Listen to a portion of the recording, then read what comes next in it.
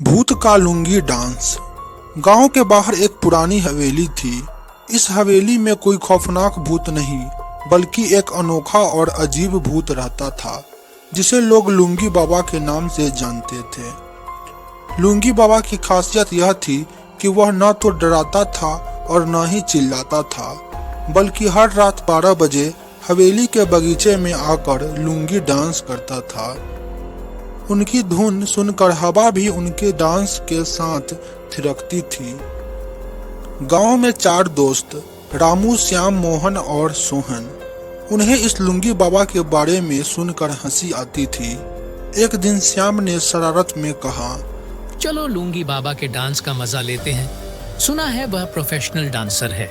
सभी दोस्तों ने तय किया कि वे रात के 12 बजे हवेली जाएंगे और लुंगी बाबा का डांस देखेंगे। रात आई, चारों दोस्त हवेली के बगीचे में पहुंचे और छिप गए। जैसे ही घड़ी के 12 बजे अचानक हवेली के दरवाजे चरमराने लगे।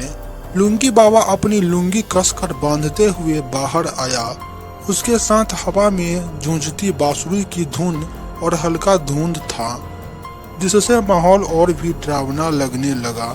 लेकिन डरने की बात नहीं थी, क्योंकि जैसे ही लुंगी बाबा ने अपनी भूतिया दिव्य शक्तियों से लुंगी को हवा में ही लहराकर डांस स्टेप किया, चारों दोस्त अपनी हंसी रोक नहीं पाए। लुंगी बाबा ने पूरी मस्ती के साथ लुंगी डांस शुरू किया। पहले उसने एक चक्कर मारा, फिर लुंगी को दाएं बाएं फहराया, पर कहानी यही खत्म नहीं होती। जैसे ही लुंगी बाबा अपने डांस में मस्त था, मोहन की शरारत सूझी। उसने सोचा, अगर इसकी लुंगी खींच ली जाए तो क्या होगा। बस उसने दबे पांव जाकर लुंगी बाबा की लुंगी खींच ली। जैसे ही लुंगी बाबा की लुंगी उसके हाथ से निकली, वह उल्टा पुल्टा हो गया।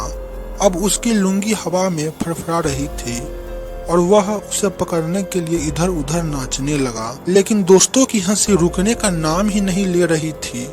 वह अपनी लुंगी पकड़ने की कोशिश कर रहा था, लेकिन वह हवा में झूल रही थी, जैसे किसी पतंग की तरह। आखिरकार लुंगी बाबा ने हार मान ली और अपने हाथ जोड़ते हुए बोला, भाई मेरी लुंगी वापस कर दो, अब मैं कभी डांस नहीं करूंगा। चारों दोस्तों अपनी हंसी रोकते हुए उसकी लुंगी वापस कर आए। लुंगी बाबा ने लुंगी वापस पाकर राहत की सांस ली और अपनी इज्जत बचाते हुए बोला, अरे मजाक करना ठीक है, पर अगली बार मेरी लुंगी से मत खेलना। मैं भूत हूँ, पर मेरी भी इज्जत है। इसके बाद गांव में लुंगी बाबा का नाम और मशहूर हो गया।